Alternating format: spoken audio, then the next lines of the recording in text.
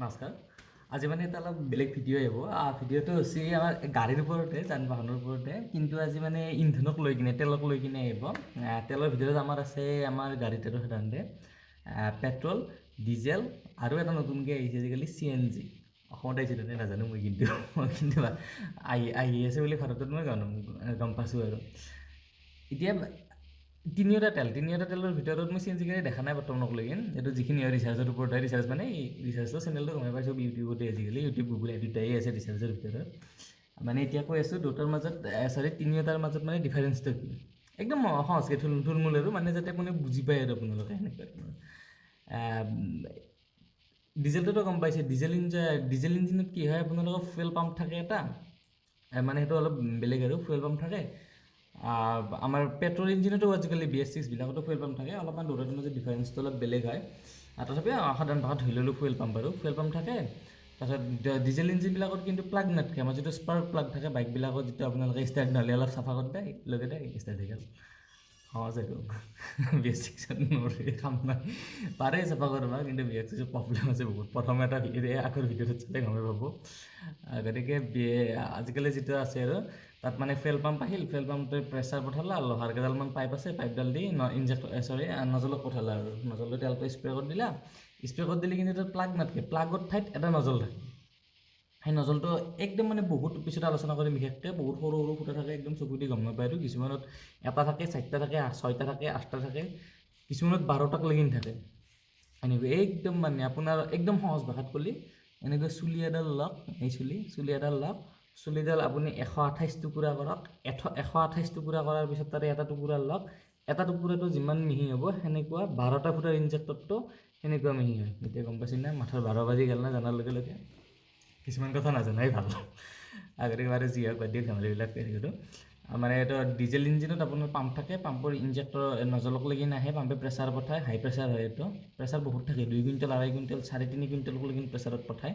পাইপডাল দি আহিল, পিষ্টন যিটো কম্পাছন চেম্বাৰ আছিল, পিষ্টনৰ ওপৰত স্প্ৰে কৰিলা, ফায়াৰিং হ'ল, এইটো জ্বলিল, গাড়ীখন মানে ইঞ্জিনটো ৰানিং হ'ল আৰু সেনেকুৱা। তাৰপিছত আমাৰ যিটো আছে বৰ গৰমেই আজি, তাৰপিছত আৰু ঘামি আছে গোটেইগিলা। তাৰপিছত এইবাৰ পেট্ৰল ইঞ্জিন যিটো আছিল, পেট্ৰলৰ 2টা ইঞ্জিন ব্যৱহাৰ হয়, এটা কাৰ্বৰেটৰ, আজিকালি BS6ত ফুৱেল ইনজেক্টৰ আহিছে, আগৰ ভিডিঅ'টোত আপোনালোকে চাইছে যদি গম পাইছে। আৰু যেতিয়া বৰ্তমান যিটো আহি আছে CNGটো কি, CNGটো আমাৰ সাধাৰণতে হৈছে এইটো এটা লিকুইড আৰু, মানে কম্প্ৰেছড নেচাৰেল গেছ, সম্পূৰ্ণ মিনিংটো CNG কম্প্ৰেছড নেচাৰেল গেছ এনেকুৱা। আগতে আমাৰ গাড়ীবিলাকত দেখিছিলোঁ, আপোনালোকে দেখিছে নাই গম নাপাওঁ, কিন্তু বিশেষকৈ মাৰুতি ভানগিলাৰ এইটো বেছি চলাইছিল। তাৰমানে মাৰুতি ভানত ঠাইৰ সুবিধা বেছি আছিল, তো পিছফালে এটা চিলিণ্ডাৰ থাকে, চিলিণ্ডাৰ মানে আমাৰ যিটো ভাত বনোৱা গেছৰ চিলিণ্ডাৰ, যিটো ৰঙা যিটো চিলিণ্ডাৰ আছে বাহিৰত যে লাইন হৈ আনিব যাম, সেইটো সেই চিলিণ্ডাৰেদি চলাইছিল। সেই মানে যিটো বস্তুত জুই লাগে, যিটো বস্তুত ফায়াৰিং হয়, সেইবিলাক খৰিৰ কথা কোৱা নাই মই, আৰু যিটো বস্তুত ফায়াৰিং হয় সেইটো বস্তু দিয়ে গাড়ী আপুনি চলাব পাৰে। হ'ব লাগিব সি লিকুইড, নহ'লে হ'ব লাগিব সেই গেছ ফৰ্মত, এই দুটাৰ ভিতৰত হ'ব লাগিব। এই দুটাত যিকোনো আপুনি যদি পানীত যদি জুই লগাব পাৰে, পানীত যদি আপোনাৰ এনেকুৱা পানী আছে যে পানীখিনিত যদি জুই লাগে, সেই পানীত দিও আপুনি ইঞ্জিন চলাব পাৰে। কিন্তু মেইন কথা হ'ল কি, তাতে ফায়াৰিং হ'ব লাগিব। ইকনমি লেভেলটো পিছত লক্ষ্য কৰিম আমি, কিন্তু তাত ফায়াৰিং হ'ব লাগিব, জুই লাগিব, তেতিয়াহ'লে আপোনাৰ ইঞ্জিন চলিব। মদেদিও পাৰি চলাব ইঞ্জিন। তাৰপিছত যদি জুই লাগিব আৰু এনেকুৱা লিমিট আছে কিছুমান, আন্দাজ বাৰু বাদ দিয়া এইবিলাক। মানে প্ৰথমতে যিটো পেট্ৰল আছিল, পেট্ৰল দি চলিল, ডিজেল দি চলিল, এতিয়া নতুনকৈ CNG আহি আছে। CNGটো হৈছে আপোনাৰ ক'লে সম্পূৰ্ণ কম্প্ৰেছড নেচাৰেল গেছ, এইটো বাৰু গম পালে আপুনি, চিলিণ্ডাৰ দি চলাটোও গম পালে। এতিয়া CNGটো আপোনাৰ কিয় আহি আছে, পেট্ৰল ডিজেলটো আমাৰ ওচৰত আছে, হেভি গাড়ীৰ কাৰণে আপোনাৰ ডিজেল ইঞ্জিন ব্যৱহাৰ কৰে। আমাৰ যিবিলাক লাইট মানে পাতল গাড়ী মাৰুতি চাৰুতি এইবিলাক আছে, এইবিলাকতো বাৰু ডিজেল আছে, তথাপিও বেছিভাগ আমি পেট্ৰল ইঞ্জিনটোৱে ব্যৱহাৰ কৰোঁ। গতিকে এই দুটাতো আছে, তাতে আৰু এটা নতুনকৈ আৰু আমাক মূৰত সোমাই দিব লগা হ'ল CNG। আজিকালি গেছেদিও গাড়ী চলাব পাৰি, দুটা পানীয়া বস্তু আছে, এইবাৰ সোমাই দিছে গেছেদি চলাব পাৰি। গতিকে আমি একো পলম নকৰাকৈ গম পালোঁ আমি গেছেদি চলাব পাৰি। ইউটিউবত মাৰি যিটো CNGটো কি বস্তু, ইউটিউবত দেখালা CNG পেট্ৰল পাম্পত ভৰি আছে, ধমকৈ গাড়ীখন একেবাৰে হিলে গ'ল, মানুহ কি বুলি গাড়ী চাড়ী খণ্ড উৰি গ'ল, বাটত যাই থাকোঁতে উৰি গ'ল। বোমা এটা আমাৰ গাড়ীৰ ভিতৰত কিয় সোমাই দিব লাগে, হয়নে? গতিকে CNGটো কিছুমান আমাৰ পেট্ৰল ডিজেল সোমোৱাৰ দৰে নাই। আপোনালোকে ডিপুত গ'ল, ঢাকান খুলিলে, 100 টকাৰ পেট্ৰল দি, 50 টকাৰ পেট্ৰল দি, কিবা দি বা ডিজেল দি আপোনাৰ এই নজল যিটো আছে পেট্ৰল পাম্পত, নজলটো দি দিলে, ঢাকান মাৰিলে, পইচা দিলে, গুচি দিলে। কিন্তু সেই CNGটো ভৰাৰ ক্ষেত্ৰত সেনেকুৱা নহয়। CNGটো আপোনাৰ যেতিয়া আপুনি যিকোনো গাড়ী এখন কিনে, ট্ৰাক হওক বা এই মানে বাছ হওক বা আপোনাৰ মাৰুতি হওক, যেতিয়া CNG গাড়ী এখন কিনে, CNG গাড়ীখনত আপোনাৰ যিটো টেংকি, আমাৰ গাড়ী মাহত তেলৰ টেংকিগিলা লিটাৰ হিচাপত থাকে, যে কিমান লিটাৰ, 10 লিটাৰ 12 লিটাৰ এনেকুৱা ধৰে। কিন্তু CNG যিটো আছে, CNGটো আপোনাৰ লিটাৰত নিদিয়ে, CNGটো আপোনাৰ কেজি ওজনত দিব। এতিয়া মেইন কথাটো হ'ল কি, গেছ এটাতো আপোনাৰ লিকুইড থাকে, কাৰণ যিটো লাইটাৰ থাকে, লাইটাৰটোৰ ভিতৰেও গেছ আছে। আপুনি লাইটাৰটো লিকুইড ফৰ্মত থাকেতো, এই চিগাৰেট জ্বলা লাইটাৰ যিটো আছে লিকুইড ফৰ্মত থাকে। গতিকে আমি বস্তুটো কিহৰ কাৰণে কেজিত দিয়ে? এতিয়া কেজিৰ হিচাপটো হৈছে কি, আপোনাৰ তাত পানীৰ হিচাপটোক আপোনাৰ লিটাৰৰ পেৰে নি কেজিত কৰে, যে যিটো টেংকি আছে গাড়ীখনত, টেংকিটো আপুনি খুলিলে বা কোম্পানী আপোনাক দিলে যে এইটো ইমান লাম্বা টেংকি আছে, এইটোত আপোনাৰ ইমানখিনি তেল ধৰিব, ইমানখিনি পানী ধৰিব, পানীৰ হিচাপ। সেইকাৰণে তাৰ ওজন কেজি হিচাপত যায়, যে এইটো 12 কেজি, এইটো 10 কেজি, এইটো 50 কেজি, এইটো 100 কেজি, এনেকুৱা। যেতিয়া আপুনি ফ্ৰিজ কিনিব যায়, ফ্ৰিজবিলাকৰ আপোনাৰ চাবচোন লিটাৰ হিচাপত থাকে, তো 22 লিটাৰ, 23 লিটাৰ, 27 লিটাৰ, 38 লিটাৰ, এনেকুৱা লিটাৰ হিচাপত থাকে। বা এচিবিলাক যিবিলাক ঘৰত এচি লগায়, সেই এচিবিলাকতো আমাৰো এটা আছে, এচি আছে, দেখুৱাই আছে, সেয়ে হ'ল এচি। মানে যিটো আছে আৰু এচিবিলাক টন হিচাপত থাকে, 1 টন, 2 টন, 2.5 টন, 3.5 টন, সেনেকুৱা টন হিচাপত থাকে।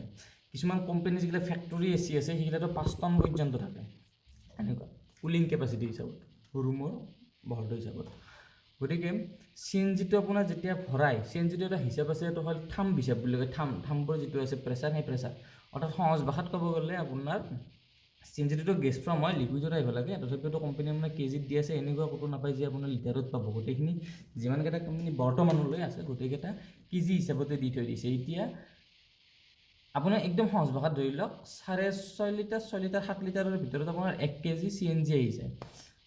গতিকে আপোনাৰ CNGটো এনেকুৱা নহয় যে ঢাকনখন খুলিলে CNG ভৰাই দিলে, সেনেকুৱা নহয়। CNGটো আপোনাৰ যিটো টাংকি থাকিব, টাংকিটো আপোনাৰ সাধাৰণতে এই আমাৰ কোম্পানীবিলাকৰ এটা গেছ কাটাৰ থাকে না, আপোনালোকে যদি অলপমান টেকনিকেল লাইনৰ হেৰি আছে, গেছ কাটাৰ থাকে, বা ৱেল্ডিঙৰ দোকান চোকান, গাড়ী চাড়ী ভালকৈ দোকানত দেখা পায়, তাত এটা লাম্বা চিলিণ্ডাৰ থাকে, অক্সিজেন চিলিণ্ডাৰ বুলি কয়। প্লাছ হস্পিটেলতো এটা অক্সিজেন চিলিণ্ডাৰ থাকে, পিয়ৰ অক্সিজেন চিলিণ্ডাৰ। সেইটো চাব, বস্তুটো এনেকুৱা কেণ্ডেল টাইপৰ লাম্বা, সন্মুখত এটা নজল টাইপৰ মানে ভাল্ব এটা লগা থাকে, অন অফ কৰিব পাৰে আৰু এনেকুৱা। বাকী মানে পেট্ৰল টাংকি বা ডিজেল টাংকিবিলাকত তেল ভৰালে তলৰ পাইপডাল যদি হলকে দিয়ে, তেল গোটাই ওলাই গ'ল, কিন্তু তাত সেনাই নহয়। ইনষ্টাণ্ট যদি সেই বস্তুটো আপুনি CNGটো কম্প্ৰেছ কৰি ভৰাই, আপুনি নজলত ভৰালে, যিটো টাংকিটোৰ মুখখন আছে, মুখখনৰ তলত এটা ভাল্ব আছে, যিটো নজল আছে, সেই CNG ভৰাৰ নজলটোও অলপমান বেলেগ, ডাইৰেক্ট নহয় আৰু। নজলটো ভৰালা, ই লক হ'ল, লক হোৱাৰ পিছত এনেকৈ যেতিয়া মানে ভৰি থাকে, লক হোৱাৰ পিছত এটা মানে কি প্ৰেছাৰটো, যিটো আপোনাৰ ফুৱেল পাম্প আছে, যিটো তেল ডিপু আছে, ফুৱেল পাম্পৰ মটৰ যিটো আছে, মটৰটো কিমান প্ৰেছাৰ দিব পাৰে, সেই প্ৰেছাৰ হিচাপতহে আপোনাৰ ভৰাব। যে আপুনি মোক হেৰি যে তেল 2 লিটাৰ দি, 2.5 লিটাৰ দি, সেনেকুৱা নহয়। এটা প্ৰেছাৰ আছে তাতে, তাৰমানে সেই মটৰটোৰ যিমান প্ৰেছাৰ আছে, সেই প্ৰেছাৰ হিচাপত তাৰমানে ভৰাব আৰু, যে ইমানখিনি ভৰা গ'ল, মানে সিহঁতে কৈ দিব ইমান কেজি ভৰা গ'ল, সেনাই যিমান কেজি গ'ল আৰু। গতিকে প্ৰেছাৰটো কেজিত জোখা হয়, সেইকাৰণে কেজিত আহে হিচাপটো, গম পালে এতিয়া কেজিত কিয় আহে। গতিকে সেনেকুৱা ধৰণৰ ভৰালে, ইনচাৰ্জ ভৰালে, ঢাকনিখন মাৰিলে, মানে ইমানখিনি ভৰাৰ সময়ত ডেঞ্জাৰাছ। বাইচান্স যদি ভাল্বটো হেৰি হৈ যায়, ভিতৰত যিমান কম্প্ৰেছাৰত ভৰাইতো মানে হেঁচি পেলাই, হেঁচি ভৰাই মানে অক্সিজেন এইটো টাংকিটো, আঙুলিটো টাংকিটো আহি আছে, ভালকৈ ৰিলিজ ভাল্বটো এনেকুৱা লাম্বা আহি আপুনি ভৰি আছে। এনেকৈ যেতিয়া কিছুমান আচ্ছা, পুৰণি যিখিনি CNG টেংক আছিল, ইয়াত এইটো নজলে দিয়ে ভৰাইছিল। এতিয়া যেতিয়া নতুন যিটো আহি আছে, সুবিধাৰ কাৰণে জহাই দি ৱেল্ডিঙেদি কাট কৰি কোম্পানীয়ে ওপৰেদি তলেদি জহাইদি সুবিধা হয়, টেংকিটোৰ সুবিধা মতে সেনেকুৱা দি দিয়ে আৰু।